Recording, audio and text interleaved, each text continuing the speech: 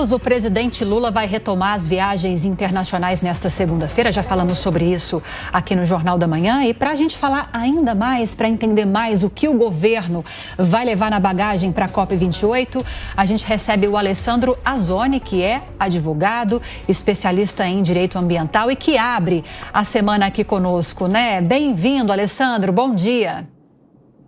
Bom dia, é um prazer sempre estar com vocês.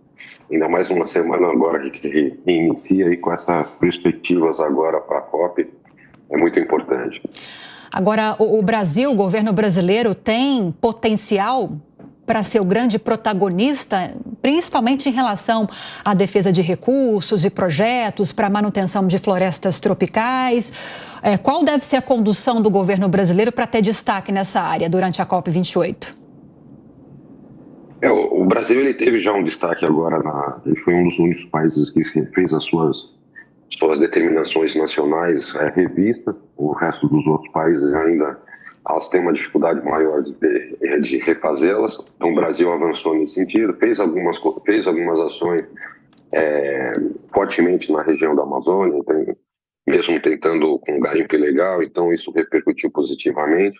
Ainda tem um lado ainda que negativo ainda da recuperação da Amazônia, que eu falo mais para frente, mas o Brasil tem sim algum potencial. Tem o plano, apesar de ser um plano que ainda está no papel, mas é o plano de substituição de matriz energética, que é um projeto com linhas e com incentivo à indústria praticamente a mudar seus sistemas de energia ou até seu sistema de produção. Ainda não saiu do papel, mas já está dentro do plano. Do Ministério da Fazenda, inclusive. Agora, o Brasil está indo com a questão, 3 pontos básicos, né? Um deles é a questão da proteção do meio ambiente, mudanças de matrizes energéticas e a recuperação da floresta amazônica. Então, são os 3 pilares. E o Brasil tem esse protagonismo porque o mundo hoje está de olho muito na questão da proteção da Amazônia, por ser o último berço, praticamente, de floresta, assim, de uma faixa tão grande que acaba pegando quase a parte do continente, pegando Bolívia, pegando Colômbia, pegando o Brasil em si, tem uma grande parte de floresta que tem que ser recuperada. Então o Brasil sai com esse protagonismo mais forte agora. Alessandro, o Brasil reclama de falta de dinheiro, apesar das promessas de países europeus, especialmente, norte-americanos também, para o Fundo Amazônia. Faz sentido essa queixa? O Brasil quer se aliar a outros países com largo território de floresta tropical para cobrar dinheiro desses países. Existe alguma perspectiva de que cheguem a um acordo? Essa é até uma questão do resultado da COP27. Muito se falou e praticamente a questão dos recursos ficaram estagnados. Então, provavelmente, um dos pontos da COP28 é a questão da liberação desse fundo de 100 bilhões de dólares, praticamente para a recuperação ou ações diretas nos países que têm necessidade, que não avançaram nas suas políticas de implantação de mudanças climáticas, de redução dos efeitos de estufa. Então, quer dizer assim, desde a COP27, esses recursos ainda estão retidos. Eu acho que tem um ponto nisso.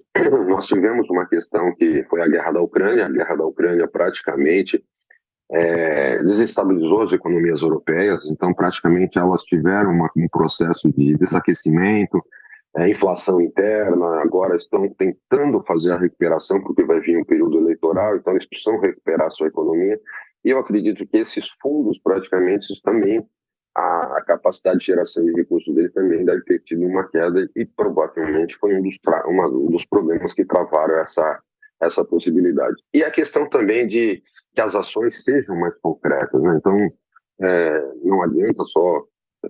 nós estamos praticamente quase completando um ano de governo Lula, então os resultados ainda são... as queimadas ainda estão muito fortes, a questão eu não falo da questão do desmatamento, que eles já estão reduzindo a questão do desmatamento, mas o grande problema nosso é a recuperação, o reflorestamento dessas áreas. Isso ainda está muito aquém. Então, quer dizer, esses recursos seriam muito importantes, mas eu acredito que ainda eles estão sendo represados, uma pela crise que cada país sofreu praticamente, e esses recursos estão esperando ações mais positivas, né, e ações mais assertivas, praticamente, do governo para poder acertar essas transferências para cá. Mas existe uma insatisfação muito grande da COP27, que provavelmente foi essa questão dos recursos e ineficiência, praticamente muito se discutiu e nada fez. Por isso que a expectativa dessa COP agora, 28, é de ações muito mais concretas, e um dos pontos é sobre esse fundo quase de 100 bilhões de dólares. Alessandro, vou abrir essa conversa para nossos comentaristas também. Amanda Klein, com você. Oi, Azone, bom dia, bom falar com você.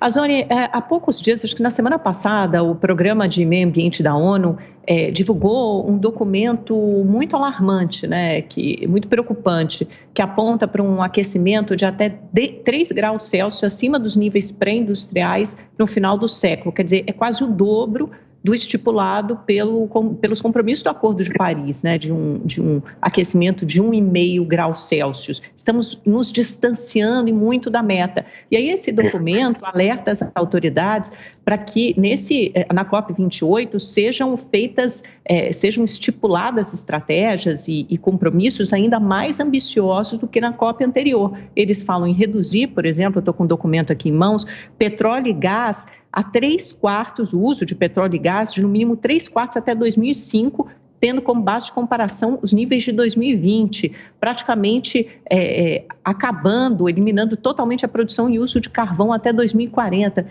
Quer dizer, são compromissos realistas, né? Como é que nós estamos nesse mapa de atingimento das metas estipuladas pelo Acordo de Paris?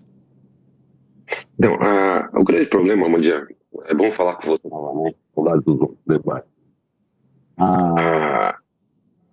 O Acordo de Paris, ele tem uma dificuldade, mas é que a grande problema hoje foi que o acordo foi assinado praticamente em 2015 e era uma perspectiva, então era tudo baseado em estudos. E agora nós estamos partindo para uma realidade. Então agora nós temos o fato, né? Nós estamos sofrendo desastres de mudanças climáticas a todo momento. Nós estamos vendo a questão da seca na região amazônica e a questão das chuvas na região sul. Então, as chuvas praticamente não conseguem não conseguem subir para a região centro-oeste, porque a massa de calor da seca que vem dos rios voadores praticamente impede, bloqueando. Então, isso é um efeito já das mudanças climáticas. Os próprios desastres que estão acontecendo no mundo sobre as tempestades, as enchentes, os deslizamentos, porque tudo hoje tem uma grande potencialização. E, por incrível que pareça, essas ações, os governos não levam em consideração a questão dos desastres, mas quanto eles gastam com os desastres. É uma coisa absurda, mas é tudo econômico. Então, as ações começaram a se tornar mais realísticas e agora se preocupam com essas questões das emissões, justamente porque começaram a me dar custos dentro do meu orçamento, porque um desastre ambiental ou um desastre por efeitos de mudanças climáticas, ele representa alguns trilhões de dólares numa manutenção ou numa recuperação. Eu preciso fazer uma ação muito maior de recuperação. Então, as ações, eu acredito que essa COP, ela não ficará como a 27, que só foi discussão e nada foi construído positivamente. Eu acho que essa COP 28 vem com um posicionamento muito mais forte, porque a estimativa é que praticamente, se nós subirmos praticamente 1,5 graus Celsius, praticamente tem uma estimativa que a recuperação e os gastos serão mais de 59 trilhões de dólares para todo o planeta para fazer investimentos para a recuperação. E as questões, eu acho que essa COP ela vem com uma ação muito mais assertiva. Mas, por um lado, Amanda, a gente teve um resultado positivo. Durante a guerra dessa incursão de Israel, Hamas, nós tivemos um movimento muito diferente no preço do barril do petróleo. Diferente da guerra da Ucrânia, nós praticamente andou de lado, praticamente, e quase não teve efeito guerra, tinha efeito econômico. E o preço do barril hoje está abaixo dos $80. Por quê? Porque a China, praticamente, ela implantou um projeto de mudança de matriz energética, então está fazendo substituição por carros elétricos, está com uma redução da expectativa do seu PIB, então praticamente deixou de demandar. Os países europeus estão com novas políticas de implantação para redução emissão de carbono, já com implantação dos carros elétricos. Então você vê que a questão, mesmo com a redução que a Rússia fez junto com os países árabes para a questão da redução de produção de petróleo, mesmo assim continua caindo. Isso mostra que os países estão investindo em mudanças da sua matriz energética, buscando alternativas. Eu acredito que a eletromotricidade praticamente vai vir muito forte, vai crescer muito. Então, acho que essa questão da COP agora, ela tem ações muito mais concretas e realísticas, porque vai se tornar irreversível e os custos da recuperação serão quase impossíveis de se arcar. Alessandro, o Dantas também tem uma pergunta para você. Dantas. Bom dia, Zoni. A gente percebe que esses mecanismos mais tradicionais, tipo o Fundo Amazônia, já não dão conta do recado, né?